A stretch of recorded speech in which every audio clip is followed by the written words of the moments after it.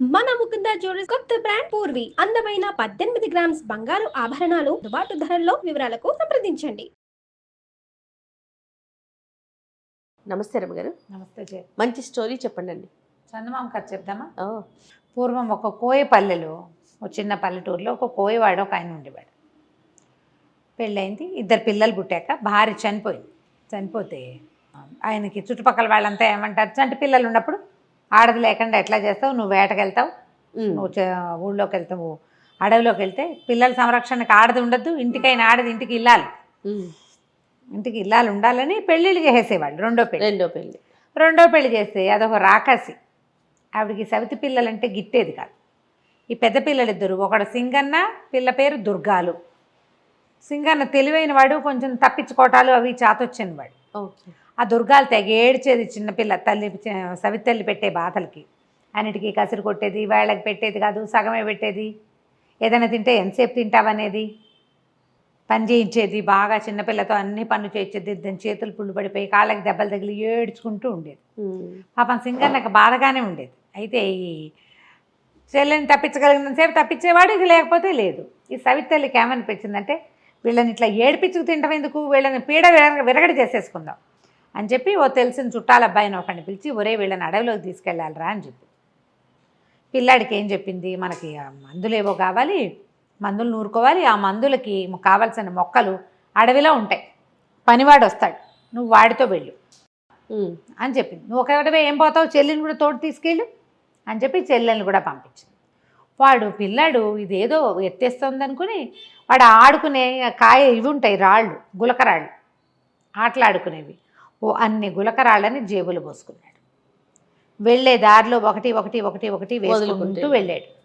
ఆ పనివాడు ఏం చేశాడు, అడవిలో ఒక చెట్టు కింద తీసుకెళ్ళి, మీరు ఇక్కడే కూర్చోండి, నేను మళ్ళీ వస్తా, అక్కడెక్కడికో వెళ్ళి ఆ మొక్కలు ఏవో పీక్కొస్తానని ఇంకో దారి గుండా వెళ్ళిపోయాడు. వెళ్ళిన దారినే మళ్ళాడు అనుకో, పిల్లాడికి అర్థం అవుతుంది, కొంచెం పెద్దవాడు కదా, ఓ 10-11 ఏళ్ళ వాడు, 11-12 ఉన్నాయి.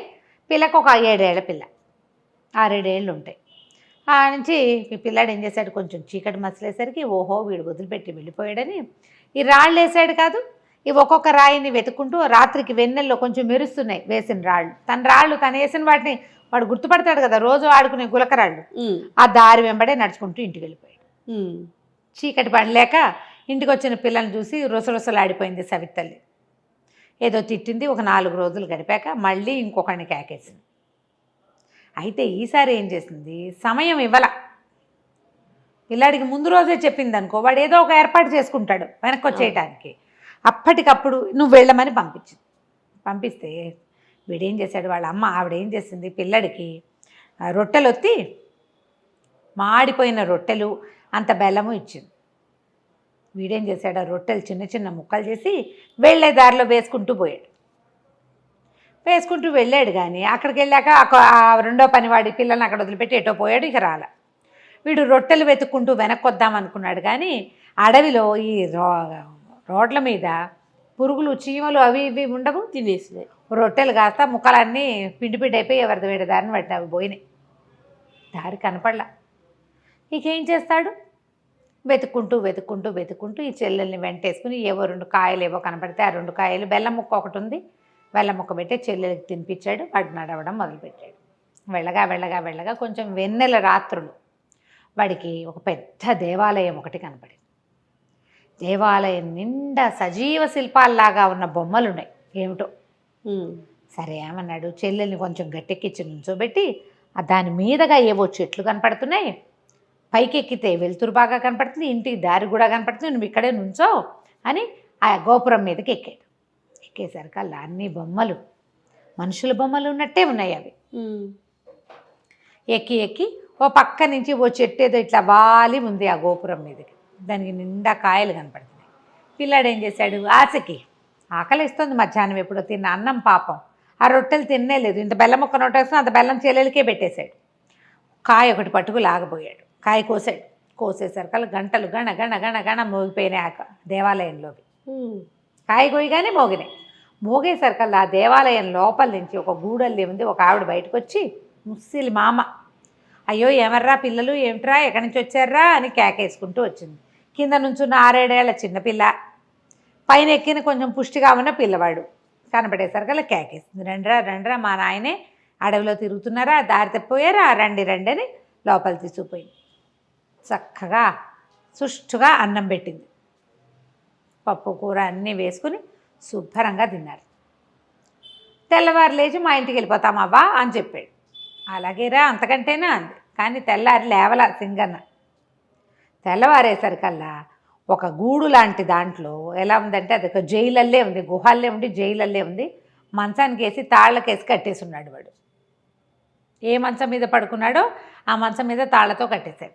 అయ్యో, తను జైల్లో ఉన్నట్టు అర్థమైంది వాడికి. తల తిప్పి చూస్తే కనపడుతోంది. ఏం చేస్తాడు, మంచం మీద పడి ఉన్నాడు. చెల్లి లేదని బాగా ఇదైపోయాడమ్మో, చెల్లి ఏమైపోయిందని. అది మాత్రం అటు ఇటు తిరుగుతోంది. దాన్ని కట్టేలా దీనికి ఇంతలా తాళం వేశారు ఈ జైలుకి. అక్కడి నుంచి ఆ పిల్లతోటి ఆ పని ఈ పని అన్ని పనులు చేయించేది ఆ ముసలిది. చెల్లెలు తన్నయ్య లేకుండా బయటికి పారిపోయి అదేం చేస్తుంది, అదే అంత ధైర్యం లేదు. పైగా పిరికి పిల్ల, అన్నిటికీ ఏడుస్తుంది అది. అన్న ఇక్కడే ఉన్నాడు కాబట్టి అక్కడక్కడే తిరుగుతోంది. దానికో ముద్ద పెట్టేది. అక్కడి నుంచి వీడికి మాత్రం తిండికి లోటు లేదు. ఒక పూట ఏం చేసింది, మర్నాడు ఆ మంచం నుంచి గోడదీసి చేతులు కట్టేసి ఆ గోడ కానించి కూర్చోబెట్టింది. వాడు అక్కడక్కడే తిరగచ్చు కానీ జైలు నుంచి బయటికి రాకూడదు. రోజు మంచిగా వంట చక్కగా చేసి వీడికి తినిపిస్తుంటే సరే బాగా చెల్లెలే పట్టుకొచ్చేది. ఏం చేసావు పని, ఇవాళ నువ్వేం తిన్నావు, నువ్వు ఎక్కడికి వెళ్ళావు అంటే అది చెప్పేది. ఆ పని చేసా ఈ పని చేసా, అక్కడ తిరిగా ఇక్కడ తిరిగా, అవి తిన్నా అని అన్నయ్యకి అన్నం పెట్టేది తీసుకొచ్చి. రోజు చెల్లెలే మోసుకొచ్చేది. 3 రోజులకు ఒకసారి ముసలిది వచ్చి, ఏదిరా అబ్బాయి నీ చేతివేళ్ళు నాకు అందించు అని అడిగేది. అది కొంచెం చీకటిగా అనిపించేది. చేతివేళ్ళు బయటకు పెడితే ఆ చేతిని ఇలా ఇలా నొక్కి చూసి ఇంకా బలవలా అనేది. వీడేం చేశాడు, ఇదేదో ఎత్తేసిందని ఆ లోపల అంతా చీకటిగా ఉందిగా, అటు ఇటు చేతులు కదిపి చూస్తే ఏవో ఎండు కట్టెలు పుల్లలు చాలా ఉన్నాయి. ఓ పుల్ల తీసి సన్నగా ఉన్నదాన్ని ఏదైనా నీ చెయ్యని దిచ్చు అనగానే ఆ పుల్లని దించడం మొదలుపెట్టాడు. ఆ ఎండు పుల్ల నొక్కి చూసి ఇంకా బలవలేదు అనేది. సరికి ఇది ఏదో చేస్తోందని అనిపించింది. అయితే ఏం చేస్తుంది, దుర్గాలు ఉందిగా పిల్ల, అటు ఇటు తిరుగుతూ అది చెప్పింది, అన్నయ్య ఇవాళ ముసలిమామ ఏం చేసిందో తెలుసా, పెద్ద పొయ్యి ఉంది లోపల, ఎక్కడో లోపల గదిలో పొద్దున పేడ మోసుకెళ్తోంది. ఎందుకో పేడ మోసుకెళ్తోందని నేను కూడా వెళ్ళాను. ఆ పేడ తట్ట ఇంత తట్ట ఈ పిల్ల మొయ్యలేదని అదే మోసుకెళ్తోంది ముసలమ్మ. పెద్ద పొయ్యి ఉంది, పొయ్యి అంతా అలికింది నున్నగా, కింద మంట పెట్టాలి దానికి, పైన ఇంత పెద్ద మూకుడు ఉంది. ఎంత పెద్ద పొయ్యో ఎంత పెద్ద మూకుడో అని చెప్తే అమ్మో ఇదేదో వేస్తోంది వేషం అనుకున్నాడు. మళ్ళీ ఆ రోజు అలికిందని చెప్పిందిగా, ఆ మర్నాడు ముసలిమామ ఈ కుర్రాడిని అరే ఇది చెయ్యని తెచ్చగాని వీడు ఎండు పుల్లు అందించాడు ఎప్పట్లాగానే. అందించేసరికి వాళ్ళు నొక్కి చూసి బలవకపోయినా సరే ఇవాళ రాత్రి కవళిచ్చేస్తా అన్నది. అనేసరికి అమ్మో ఏదో చేస్తోంది అనుకున్నాడు. సరే చీకటి పడ్డాక ఏం చేస్తుంది, వరే నాయన బయటికి రారా, మీ చెల్లేమో చిన్నపిల్ల, నేనేమో ముసలిదాన్ని, నాకు ఓపిక లేదు, పొయ్యి వెలిగించాలి, అది పొయ్యి దగ్గర కూర్చొని విసురుదు కానీ రా అని పిలిస్తే తీరావాడు వెళ్ళి చూసేసరికల్లా ఆ పెద్ద మూకుడు, అది ఇంత సామాన్యం కాదు, ఒక మంచి పెట్టేంత మూకుడల్లే ఉంది అది. దాంట్లో నూనె పోసి పొయ్యి ఎక్కించింది. అక్కడి నుంచి కింద మంట పెట్టింది. ఆ పొయ్యి ఎంత పొయ్యి, పెద్ద గుహలాగా ఉంది. దానికి తలుపులు కూడా ఉన్నాయి.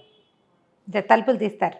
ఈ మన చైనా వాళ్ళ కథల్లో కనపడుతుంటాయి, ఈ మన చైనా వాళ్ళ వీడియోల్లో అడుగున మంట పెట్టి నిప్పంతా తీసేశాక కేకులు బిస్కెట్లు అవన్నీ లోపల పెట్టి అవెన్ లాగా ఉంటుంది అన్నమాట, వేడిగా ఉంటుంది, తలుపులు వేసేస్తారు.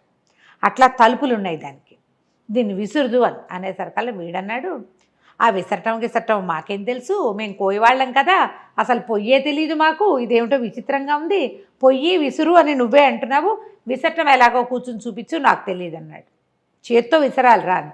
సరే ఎక్కడ విసరాలి, చెయ్యాలి కదా, అదేదో నువ్వు చేసి చూపించు నేను చూస్తానన్నాడు. అనగానే ముసలిది ఏం చేస్తుంది, ఓరిని 12 ఏళ్ల కుంకవి నీకు అది కూడా రాదుట్రా అని చక్కగా ఆ పెద్ద పొయ్యికి ఎదురుగుండా చిన్న పీట ఉంటే పీట మీద పొందిగ్గా ఇట్లా గొంతు కూర్చుని విసిని కనిపెట్టి ఇట్ట విసురుతూ ఇట్టాగే రాను. ఈ పిల్లాడు ఏం చేశాడు, పక్కన నుంచి చూస్తున్నాడు కదా, ఈ ముసలమ్మ నా పీట మీద నుంచి ఒక్క తోపు తోసాడు ఆ పొయ్యిలో పడేటట్టుగా. అది ఎంతుంది, గంగాళం అంతా నోరు తెరుచుకుని ఉంది ఆ పొయ్యి. ఈ ముసలిదేళ్ళ పొయ్యిలో పడంగానే వీడు దాన్ని ఒక కర్రపేట పెట్టి లోపలికి తోసేసి తలుపులు వేసేసాడు. లోపలికి వెళ్ళిపోగానే గంటలు గణ గణ గణ గణ గణ గణ మోగటం మొదలుపెట్టినాయి. అంతకుముందు గంటలు ఎప్పుడు మోగినాయి, వీడు మామిడికాయ కోసినప్పుడు. పండు కోసినప్పుడు. అక్కడి నుంచి ఆ గోపురం మీద ఉన్న విగ్రహాలన్నీ మనుషులైపోయినాయి. అందరూ మనుషులే. అందరూ బిలబిల్లాడుతూ పరిగెత్తుకొచ్చారు. ఏదో అయ్యింది ముసల్దానికి, అందుకే మేము ఇలా మామూలుగా అయిపోయామని వెతుకుతూ లోపలికి వచ్చేది. వీడేం చేశాడు, ఈ లోపల ముసల్దాన్ని తోసేశాక ఈ చెల్లెలు చేయిపుచ్చుకుని, ఇది ఎక్కడుంది, మామూలుగా వీళ్ళు రోజు తిరుగుతున్న చోట్లేదు, ఎక్కడో లోపల ఉంది. వీడు గుళ్ళోకి రావటమే వాడికి తెలుసు. ఆ గోపురం లోపలికి అదో గుహలా ఉంది. అది పరిగెత్తుకుంటూ బయటకు వచ్చాడు. వీడు బయటకు వచ్చేసరికి గోపురం మించి మనుషులంతా దిగేశారు కిందకి. భలే భలే భలే పని చేసావు, ఏం చేసావు ముసల్దాన్ని అని అడిగారు. ఏం చేసావంటే, నేను పొయ్యిలో దోసేసానంటే, పద పొయ్యి ఎట్లా ఉందో చూద్దామన్నారు. అక్కడ ఏమైందో, పొయ్యిలో ఏమైందో చూడాలిగా. ఈ గుంపంతా వచ్చారు మనుషులు, పిల్లలు కాదు మనుషులే వాళ్ళంతా. వాళ్ళు ఈ పిల్లాడు పిల్ల మళ్ళీ లోపలికి వెళ్తే ఆ పొయ్యి కాస్త ఒక విచిత్రమైన పెట్టెలాగా మారిపోయి ఉంది. పెట్టెల్లే కనపడుతోంది. దాని మీద రాసుంది, మాయదారి ముసల్దాన్ని మట్టు పెట్టిన మహానుభావులారా, నా మీదకి ఎక్కండి, ఈ గద్దె మీద ఎక్కి కూర్చోండి, మీకు ఎక్కడికి కావాలంటే అక్కడికి తీసుకెళ్తా, ఏం కావాలంటే అది ఇస్తా. అనగానే చుట్టూతా చేరిన వాళ్ళని చప్పట్లు కొట్టారు. మీరే మహానుభావులు, మా ఎవరి వల్ల కాలేదు, ఎక్కండి ఎక్కి కూర్చోండి అని ఈ పిల్లాడిని ఎత్తి దాని మీద కూర్చోబెట్టి ఆ దుర్గాల్ని కూడా ఎత్తి దాని మీద కూర్చోబెట్టారు. మా ఇంటికి వెళ్ళాలి అనగానే ఆ పెట్టె బొక్క వదుటనే లేచేసి ఇంటికి తీసుకెళ్ళి రైమని వాళ్ళ ఇంటికి తీసుకెళ్ళిపోయింది. ఒక పల్లకీలాగా అయిపోయింది అనమాట. అది మోసుకుంటూ వాళ్ళ ఇంటికి తీసుకుపోయింది.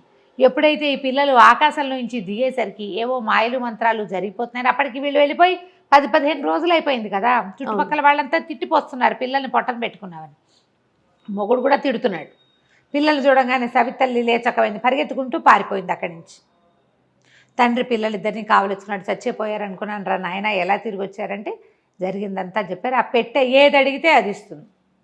వాళ్ళకి ఏముంటాయి సింపుల్ కోరికలు, ఏదో మాంసం కూర అన్నం అవే కావాలి. పల్లెటూరి వాళ్ళు కదా, వాళ్ళకి కావాల్సింది కోరుకుని ఆ ఊరికి కావాల్సినవి చేసుకుంటూ పిల్లలిద్దరూ తండ్రితోటి హాయిగా ఉన్నారు. కథ కంచికి మనం ఇంటికి. చాలా బాగుందండి. నమస్తే. చిన్న కథ కదా. నమస్తే.